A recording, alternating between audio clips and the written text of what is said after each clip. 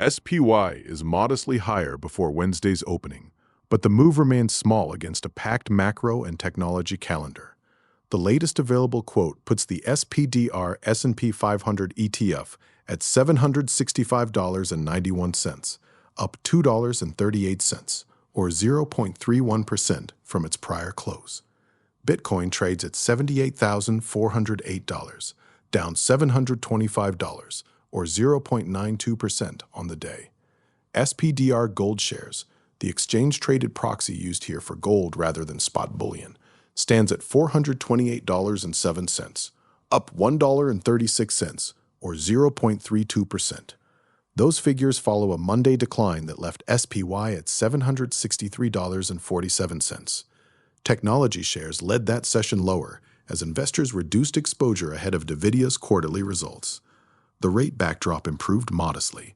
The 10-year Treasury yield had eased to 4.69% from 4.74% late last week.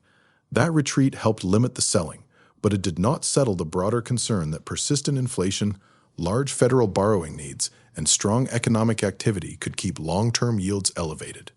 The next evidence arrives at 8:30 a.m. Eastern, when the Bureau of Economic Analysis releases July personal income and outlays, including the PCE price indexes, alongside its second estimate of second quarter gross domestic product. PCE is the Federal Reserve's preferred inflation measure.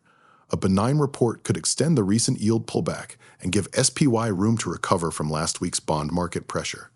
A firmer inflation reading, or GDP data that point to demand remaining too strong for price pressures to ease, would revive the higher-for-longer rate trade.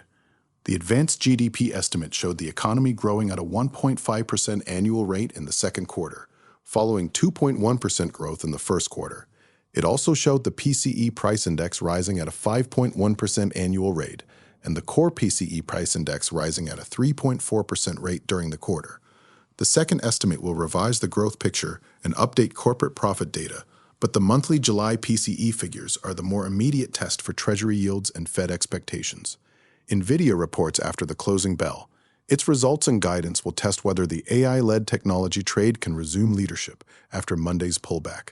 The company's scale makes its reaction relevant beyond semiconductors.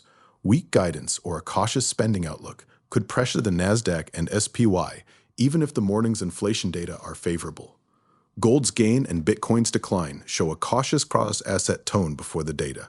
For SPY, the immediate sequence is clear: PCE and GDP before the open, NVIDIA after the close, then Chair Warsh's Jackson Hole remarks on Friday.